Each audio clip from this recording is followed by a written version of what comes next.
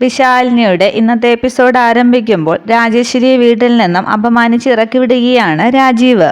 അതിനുശേഷം രാജീവ് അമ്മയോടും അമ്മാവനോടുമായി പറയുകയാണ്, ദേ എൻ്റെ രക്ഷിതാക്കളോട് ഞാനൊരു കാര്യം പറഞ്ഞേക്കാം.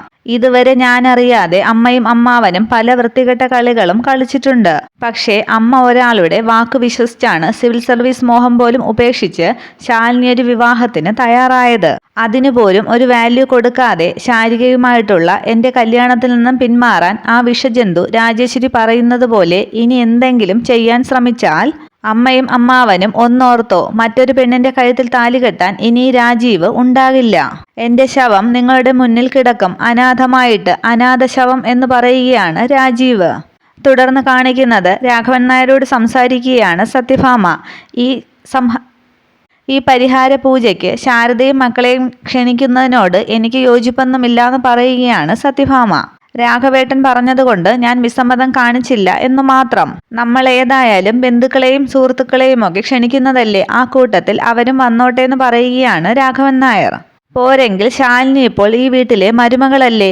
മകന്റെ ബന്ധുവീട്ടിലെ ആരെങ്കിലും എവിടെയെന്ന് കുടുംബ സുഹൃത്തുക്കൾ ആരെങ്കിലും ചോദിച്ചാൽ നമ്മൾ എന്താണ് പറയുക? അതുകൊണ്ട് അലോഹ്യമുള്ളതൊന്നും പുറത്തറിയണ്ട, അത്ര തന്നെയെന്ന് പറയുകയാണ് രാഘവൻ നായർ. അകം വേവുന്നതൊക്കെ പുറത്തറിഞ്ഞു കഴിഞ്ഞു രാഘവേട്ടാന്ന് പറയുകയാണ് സത്യഭാമ. അന്നേരം അവരുടെ സംസാരം നടക്കുന്നിടത്തേക്ക് വരികയാണ് പ്രീതിയും. അന്നേരം അവിടേക്ക് ബൈക്കിലൊരാൾ എത്തുകയാണ്. സത്യഭാമ പുറത്തേക്ക് ഇറങ്ങുമ്പോൾ അയാൾ പറയുകയാണ്, ഞാനേ കേരള വൈദ്യം ആയുർവേദശാലയിൽ നിന്നാണ്, ഇതിവിടെ എത്തിക്കാനായിട്ട് പറഞ്ഞു എന്ന് പറഞ്ഞ് ഒരു കവർ സത്യഭാമയ്ക്ക് നേരെ നീട്ടുകയാണ് അയാൾ.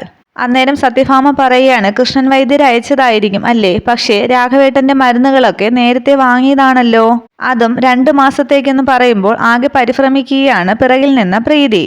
ഈശ്വര, അർജുനേട്ടൻ കഴിഞ്ഞ മാസം ഗർഭരക്ഷയ്ക്കുള്ള മരുന്ന് വാങ്ങിയത് അവിടെ നിന്നാണ്. ഇനിയിപ്പോൾ എന്തിനാണാവോ ഇയാൾ ഇങ്ങോട്ടത്തേക്ക് കൊണ്ടുവന്നത് എന്ന് പറഞ്ഞ് ആശങ്കപ്പെടുകയാണ് പ്രീതി. സത്യഭാമ പറയുകയാണ്, നിങ്ങൾക്ക് ചിലപ്പോൾ വീട് തെറ്റിയതായിരിക്കും. ഇവിടെ നിന്നും ഇതുവരെ ആരും മരുന്നൊന്നും ഓർഡർ ചെയ്തിട്ടില്ല. ഈ നാട്ടിൽ ആർക്കാ സത്യാമ്മയുടെ വീട് തെറ്റുന്നത്? ഇവിടെ നിന്ന് തന്നെയാണ് ഓർഡർ ചെയ്തത്. ഇത് രാഘവൻ സാറിനുള്ള മരുന്നല്ല, ഗർഭരക്ഷയ്ക്കുള്ള മരുന്നാണെന്ന് പറയുകയാണ് അയാൾ. ചൂർണങ്ങളും ചവനപ്രാവശ്യവും ഒക്കെയുണ്ട്. കുഞ്ഞ് ആരോഗ്യവാനായിട്ട് വളരാനാണ് ഇത് ഉപയോഗിക്കുന്നതെന്ന് പറയുകയാണ് അയാൾ. അന്നേരം രാഘവൻ നായർ കരുതുകയാണ്, ഈശ്വര, പ്രീതിക്കുള്ള മരുന്നുകളാണല്ലോ, ഇനിയിപ്പോ എന്താണ് ചെയ്യുക? അന്നേരം സത്യഭാമ ചോദിക്കുകയാണ്, നിങ്ങൾ എന്താ ആളെ കളിയാക്കുകയാണോ? സത്യഭാമയുടെ വീട്ടിലിപ്പോ ആർക്കാ ഗർഭം? ഉണ്ടായിരുന്ന കുഞ്ഞിന്റെ കഥയൊക്കെ നാട്ടുകാർക്കൊക്കെ അറിയാമെന്ന് പറയുമ്പോൾ കൊണ്ടുവന്നയാൾ പറയുകയാണ്, അതൊന്നും എനിക്കറിയില്ല. ഈ വീട്ടിലെ കുട്ടിക്കാണെന്നാണ് കൃഷ്ണൻ വൈദ്യര് പറഞ്ഞത്. മരുന്നിലും മന്ത്രത്തിലുമൊന്നും വൈദ്യർക്ക് തെറ്റാറില്ല, ആള് മാറില്ല, അതുറപ്പാണെന്ന് പറയുകയാണ് അയാൾ. ഈ വീട്ടിലെ കുട്ടിക്കോന്ന് സത്യഭാമ വീണ്ടും ചോദിക്കുമ്പോൾ അയാൾ പറയുകയാണ്, അതെ, കഴിഞ്ഞ മാസവും വാങ്ങിച്ചിരുന്നതാണല്ലോ. പിന്നീട് 2-3 മാസത്തേക്ക് മുൻകൂറായിട്ട് പറഞ്ഞിരുന്നു. മരുന്ന് തീരാറായി കാണും എന്നൊരു കണക്കുകൂട്ടലിൽ ആളെ കാണാഞ്ഞിട്ടാണ് വൈദ്യർ ഇങ്ങോട്ടത്തേക്ക് കൊടുത്തുവിട്ടത്. അന്നേരം ആകെ ടെൻഷൻ അടിച്ച് നിൽക്കുകയാണ് രാഘവൻ നായരും പ്രീതിയും. അന്നേരം സത്യഭാമ ചോദിക്കുകയാണ്, കഴിഞ്ഞ മാസം ഈ മരുന്ന് അവിടെ വന്ന് ആര് വാങ്ങിച്ചു എന്നാണ് നിങ്ങൾ പറയുന്നത്? ഒരു ചെറുപ്പക്കാരനെന്ന് അയാൾ മറുപടിയും പറയുന്നു. താടിയൊക്കെ ആയിട്ട് ഇരുനിറത്തിലെന്ന് പറയുമ്പോൾ പ്രീതി കരുതുകയാണ്, ഈശ്വര, അർജുനേട്ടൻ, എല്ലാം ഇപ്പോൾ തീരും. ആളിന്റെ രൂപം ഓർമ്മയുണ്ടോയെന്ന് ചോദിക്കുമ്പോൾ ഉണ്ടല്ലോ, ഫോട്ടോ കാണിക്കുകയാണെങ്കിൽ ഞാൻ കൃത്യമായിട്ട് കാണിച്ചു തരാമെന്നും പറയുന്നു. എൻ്റെ ദേവി, എങ്ങനെയെങ്കിലും ഒന്ന് രക്ഷിക്കണേന്ന് പറയുകയാണ് പ്രീതി. അന്നേരം സത്യഭാമ പറയുകയാണ്, നിങ്ങൾ ഇവിടെ നിൽക്ക്, ഞാൻ പോയി എൻ്റെ ഫോൺ എടുത്തുകൊണ്ട് വരാം. അതിൽ കാണും ഞാൻ ഉദ്ദേശിച്ച ആളിൻ്റെ ഫോട്ടോ എന്ന് പറഞ്ഞ് സത്യഭാമ അകത്തേക്ക് കയറാൻ തുടങ്ങുമ്പോൾ പെട്ടെന്ന് പുറത്തേക്ക് വന്ന പൊന്നി പറയുകയാണ്, ആ മരുന്ന് എനിക്കുള്ളതാണ്. അതിന് നിന്റെ ഭർത്താവോ? അതിന് നിനക്കെന്ന് സത്യഭാമ ചോദിക്കുമ്പോൾ പൊന്നി പറയുകയാണ്, 3-ാം മാസം തുടങ്ങിക്കഴിഞ്ഞു സത്യാമ്മേ. ഈ തിരക്കിനിടയിൽ സത്യാമ്മയോട് പറയാൻ എനിക്കൊരു അവസരം കിട്ടിയില്ല. പ്രീതി കുഞ്ഞിന് പക്ഷേ എല്ലാം അറിയാം, ഞാൻ പറഞ്ഞിരുന്നു അല്ലേ കുഞ്ഞെന്ന് പ്രീതിയോട് ചോദിക്കുമ്പോൾ ആ അതെ എന്ന് തലയാട്ടുകയാണ് പ്രീതിയും. എനിക്ക് മാത്രമല്ല സുസ്മിതയ്ക്കും എന്ന് പ്രീതി പറയുമ്പോൾ എന്നാൽ അതിങ്ങ് തന്നേക്കെന്ന് പറഞ്ഞ് മരുന്ന് വാങ്ങുകയാണ് സത്യഭാമ. ബില്ല് കൊടുത്തിട്ട് ക്യാഷ് ഓൺലൈനായിട്ട് അടച്ചാൽ മതി എന്ന് പറഞ്ഞ് അയാൾ അവിടെ നിന്നും പോവുകയാണ്. അയാൾ പോയ ശേഷം സത്യഭാമ രാഘവൻ നായരോട് പറയുകയാണ്, ഇവിടത്തെ കുഞ്ഞെന്ന് പറഞ്ഞപ്പോൾ ഞാനങ്ങ് വല്ലാണ്ടായിപ്പോയി. ഇനി പ്രീതിയെ ഉദ്ദേശിച്ച് ആരെങ്കിലും കളിയാക്കാൻ വേണ്ടി ചെയ്തതാണോ എന്നൊക്കെ ഭയന്നുപോയി. അന്നേരം പൊന്നു പറയുകയാണ്, പണിയൊന്നും അല്ല സത്യാമ്മേ, ഞാൻ എവിടാ ജോലി ചെയ്യുന്നതെന്ന് ഗിരീഷേട്ടൻ ചോദിച്ചപ്പോൾ സത്യാമ്മയുടെ വീട്ടിലാണെന്ന് പറഞ്ഞു കാണും, അതായിരിക്കും അങ്ങനെ പറഞ്ഞത്. നീ എന്താ നിന്റെ വീട്ടിലെ വിലാസം കൊടുക്കാത്തതെന്ന് സത്യഭാമ ചോദിക്കുമ്പോൾ പൊന്നു പറയുകയാണ്, ഗിരീഷേട്ടൻ ഓട്ടോയുമായി രാവിലെ ഇറങ്ങിക്കഴിഞ്ഞാൽ പിന്നെ അവിടെ ആരും കാണില്ലല്ലോ, ഞാൻ പിന്നെ ഇങ്ങോട്ടത്തേക്കല്ലേ വരുന്നത്, അതുകൊണ്ടാണ് ഇവിടുത്തെ അഡ്രസ്സ് ഞാൻ കൊടുത്തത്. അന്നേരം സത്യഭാമ പറയുകയാണ്, ശരി ശരി, ഏതായാലും നീ വേണമെങ്കിൽ പ്രസവം കഴിയുന്നത് വരെ ലീവ് എടുത്തോ, പിന്നെ ശമ്പളത്തിന്റെ കാര്യമൊന്നും ഓർത്ത് വിഷമിക്കേണ്ട, പ്രസവവും പ്രസവരക്ഷയും ഒക്കെ കഴിയുന്നത് വരെയുള്ള എല്ലാ കാര്യങ്ങളും ഞാൻ നോക്കിക്കോളാമെന്ന് പറയുകയാണ് സത്യഭാമ. അത് വേണ്ടാന്നും ഞാൻ നന്നായി ജോലി ചെയ്താലേ പ്രസവം എളുപ്പമാവൂന്നാണ് ഗിരീഷേട്ടന്റെ അമ്മ പറയുന്നത് എന്ന് പറയുകയാണ് പൊന്നി. മരുന്നൊക്കെ സമയാസമയം കഴിക്കണമെന്നും ആരോഗ്യമുള്ള കുട്ടിയെ തന്നെ വേണം പ്രസവിക്കാൻ എന്നൊക്കെ പൊന്നിയോട് പറയുകയാണ് സത്യഭാമ. അന്നേരം പൊന്നി പ്രീതിയെ നോക്കി പറയുകയാണ്, അതാണ് സത്യാമ്മേ എന്റെയും പ്രാർത്ഥന. അതിനുശേഷം രാഘവൻ നായർ സങ്കടപ്പെടുകയാണ്, ഈ മുറ്റത്തിന് എന്നാണാവോ എനിക്കൊരു പേരക്കുട്ടിയുടെ കുഞ്ഞിക്കാല് കാണാൻ കഴിയുന്നത് എന്നൊക്കെ. അതിൽ വിഷമിക്കുകയാണ് സത്യഭാമയും. പൊന്നിയുടെ പിറകെ അകത്തേക്ക് പോയ പ്രീതി ചെന്ന് പൊന്നിയോട് പറയുകയാണ്, താങ്ക്സ് പൊന്നി, ഇതിനൊക്കെ എങ്ങനെയാണ് നന്ദി പറയേണ്ടതെന്ന് എനിക്കറിയില്ല. അതൊന്നും സാരമില്ല, പിന്നെ വീട്ടിൽ പോയി നിന്നോ, പൈസയൊക്കെ എത്തിച്ചു തരാമെന്ന് സത്യാമ്മ പറഞ്ഞപ്പോൾ വേണ്ടാന്ന് ഞാൻ പറഞ്ഞത് എന്തിനാണെന്ന് അറിയാമോ കുഞ്ഞിന്?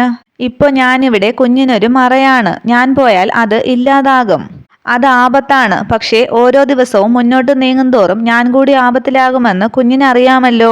സത്യാമ്മ കള്ളം തിരിച്ചറിഞ്ഞാൽ എന്നെ ഇവിടെന്ന് പറഞ്ഞു വിടുമെന്നൊക്കെ പ്രീതിയോട് പറയുകയാണ് പൊന്നി. ഈ വീട്ടിൽ നിന്നുള്ള ശമ്പളം കൊണ്ടാണ് നമ്മൾ കഴിഞ്ഞുകൂടുന്നതെന്നും എന്നെ കൂടി പട്ടിണിയിലാക്കരുത്, കുഞ്ഞ് എത്രയും പെട്ടെന്ന് ഇതിനൊരു പോംവഴി കണ്ടെത്തണമെന്നും പ്രീതിയോട് പറയുകയാണ് പൊന്നി. തുടർന്ന് കാണിക്കുന്നത് സത്യഭാമയുടെ വീട്ടിൽ ഭക്ഷണം കഴിക്കാനായി ഇരിക്കുകയാണ് സുസ്മിതയും പ്രീതിയും.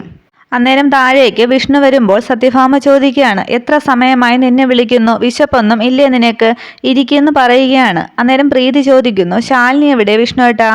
അല്ല, ഇവിടെ ഉണ്ടാകുമെന്നാണ് ഞാൻ കരുതിയത്, വന്നില്ലേന്ന് ചോദിക്കുകയാണ് വിഷ്ണു. അന്നേരം പ്രീതി എഴുന്നേറ്റ് മുകളിലേക്ക് നോക്കി ശാലിനി ശാലിനി എന്ന് വിളിക്കുകയാണ്. ഇത് കണ്ട് ദേഷ്യപ്പെടുകയാണ് സത്യഭാമ. ഇവൾക്കെന്താ അങ്ങോട്ട് ചെന്ന് വിളിച്ചാലേ വരാൻ പാടുള്ളൂ. അന്നേരം സുസ്മിത പറയുകയാണ്, കോലോത്തെ തമ്പ്രാട്ടിയല്ലേ, ആലവട്ടവും വെഞ്ചാമരവും ഒക്കെ വീശി ആള് ചെന്ന് ക്ഷണിച്ചാലേ വരത്തുള്ളായിരിക്കും. അന്നേരം താഴേക്ക് ഇറങ്ങി വരികയാണ് ശാലിനി. സുസ്മിത കളിയാക്കുകയാണ്, സത്യഭാമയുടെ മരുമകളായി കഴിഞ്ഞപ്പോൾ അമൃതത്തിനും നീരാട്ടിനുമൊക്കെ തോഴിമാര് വന്ന് ക്ഷണിച്ചാലേ വരത്തുള്ളായിരിക്കും അല്ലേ? എന്നിട്ട് പ്രീതിയോട് പറയുകയാണ്, പ്രീതി, ഡിന്നറിന് നീ എന്നെ റൂമിൽ വന്ന് വിളിക്കണമേ, എന്നാലേ ഞാൻ വരൂ. ഇതൊക്കെ കേട്ട് ശാലിനി പറയുകയാണ്, സുസ്മിതേ പ്ലീസ്, നാവിന് എല്ലില്ലാന്ന് കരുതി എന്തും പറയാമെന്ന് കരുതരുത്. ഒരു വഴക്കുണ്ടാക്കാനാണെങ്കിൽ എന്നെ അങ്ങ് ഒഴിവാക്കുന്നതാണ് നല്ലത്. ഇത് കേട്ട് സത്യഭാമ പറയുകയാണ്, ഇങ്ങനെയാണെങ്കിലേ നിന്നെ ഒഴിവാക്കാനാണ് എനിക്കും ആഗ്രഹം. പക്ഷെ എന്ത് ചെയ്യാനാണ്, എന്റെ മോന്റെ തലയിലായിപ്പോയില്ലേ നീ? അത് കേട്ട് അമ്മയെന്ന് വിഷ്ണു വിളിക്കുമ്പോൾ സത്യഭാമ ചോദിക്കുകയാണ്, എന്താ നിനക്കിത്ര കൊള്ളാൻ? എത്ര നേരമായി ഇവിടെ ആഹാരം വിളമ്പി വച്ചിട്ട് എല്ലാവരെയും വിളിക്കുന്നു. ഇന്നലെ വരെ നാട്ടുകാർക്ക് ആഹാരം വിളമ്പി കൊടുത്ത പെണ്ണ് ഇന്നിവിടെ വിളമ്പി വെച്ചിട്ട് വിളിക്കുമ്പോൾ ഇങ്ങനെ ധിക്കാരം കാണിക്കാൻ പാടില്ല.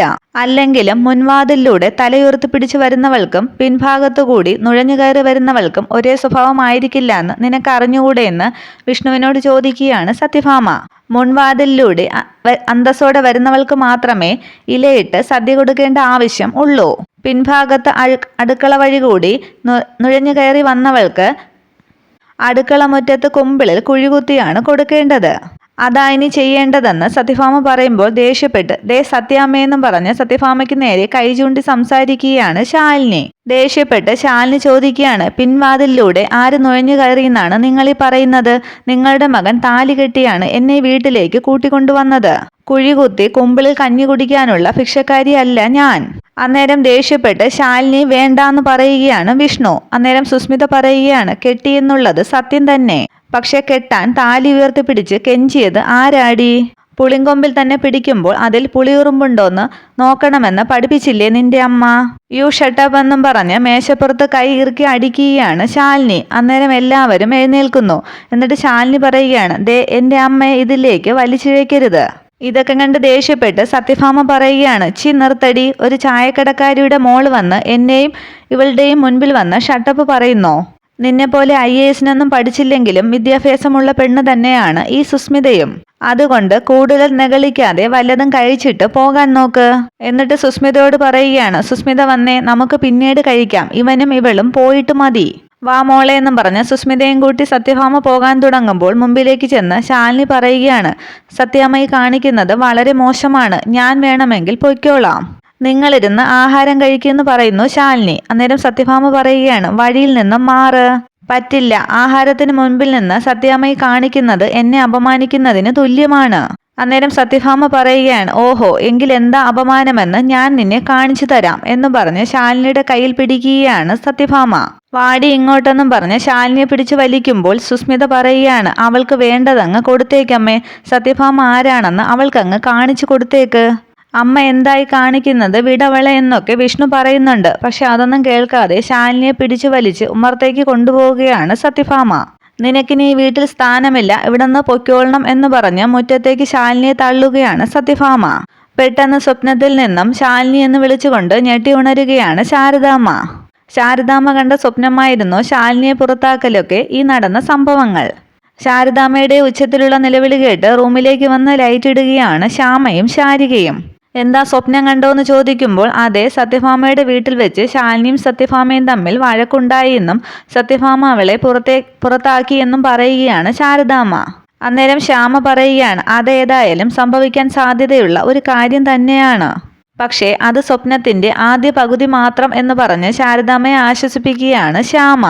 എൻ്റെ അമ്മേ, കുഞ്ഞേച്ചിയെ അങ്ങനെ ഇങ്ങനെയൊന്നും ആർക്കും പുറത്താക്കാൻ പറ്റില്ല. കുഞ്ഞേച്ചി സത്യഭാമയെ പുറത്താക്കാതെ നോക്കിയാൽ മതി എന്നാണ് എൻ്റെ വിചാരം. അതെ അമ്മേ, അമ്മ എന്തിനാ എപ്പോഴും അതിനെക്കുറിച്ച് ആലോചിക്കുന്നതെന്നും പറഞ്ഞ് ശാരദാമ്മയ്ക്ക് വെള്ളമൊഴിച്ചു കൊടുക്കുകയാണ് ശാരിക. ഇതൊക്കെ അമ്മയുടെ വെറും തോന്നൽ മാത്രമാണ്. ചേച്ചിയുടെ അടുത്ത് സത്യഭാമയുടെ ഒരു നമ്പരും ചിലവാകില്ല എന്ന് പറയുകയാണ് ശ്യാമ. തുടർന്ന് കാണിക്കുന്നത് പിറ്റേന്ന് രാവിലെ സത്യഭാമയുടെ വീട്ടിലെ പൂജാമുറിയിൽ വിളക്ക് കൊളുത്തി പ്രാർത്ഥിക്കുകയാണ് ശാലിനി. ഇനിയെങ്കിലും ശാരികേച്ചിയുടെ ജീവിതം തടസ്സങ്ങളില്ലാതെ നടത്തിത്തരണം എന്നൊക്കെ പ്രാർത്ഥിക്കുകയാണ് ശാലിനി. അതിനുശേഷം ആരതി തട്ടത്തിൽ കർപ്പൂരം ഉഴിഞ്ഞ ശേഷം രാഘവൻ നായരുടെ അടുത്തേക്ക് കൊണ്ടു ചെന്നിട്ട് ശാലിനി പറയുകയാണ്, മൂകാംബികയിലെ പ്രസാദമാണച്ച എന്ന് പറഞ്ഞിട്ട് പ്രസാദം രാഘവൻ നായർക്ക് ശാലിനി തൊട്ടുകൊടുക്കുന്നു. ഇതൊക്കെ കണ്ടുകൊണ്ട് വരികയാണ് സുസ്മിത. ഇത് മുകളിൽ നിന്നും കാണുന്ന പ്രീതി വിഷ്ണുവേട്ടാന്ന് പറഞ്ഞ് വിളിക്കുകയാണ്. അന്നേരം വിഷ്ണുവും പ്രീതിയുടെ അടുത്തേക്ക് എത്തുന്നു. ദേ അത് നോക്കിക്കേന്ന് പ്രീതി വിഷ്ണുവിനോട് പറയുമ്പോൾ സന്തോഷത്തോടു കൂടി വിഷ്ണു ശാലിനി ചെയ്യുന്നത് നോക്കി നിൽക്കുകയാണ്. അന്നേരം സുസ്മിത ഫാമാൻറ്റി എന്ന് വിളിക്കുമ്പോൾ സത്യഭാമയും റൂമിന് പുറത്തേക്ക് വരികയാണ്. എന്താന്നും പറഞ്ഞ് സത്യഭാമ വരുമ്പോൾ സുസ്മിത പറയുകയാണ്, ദേ എന്താ അവിടെ നടക്കുന്നതെന്ന് നോക്കിക്കേ എന്ന് പറഞ്ഞ് ശാലിനിയെ ചൂണ്ടിക്കാട്ടുകയാണ് സുസ്മിത. അന്നേരം അവിടേക്ക് ശ്രദ്ധിക്കുകയാണ് സത്യഭാമ. ഇത്രയുമാണ് പുതിയ എപ്പിസോഡ് വിശേഷങ്ങൾ. Okay, thank you.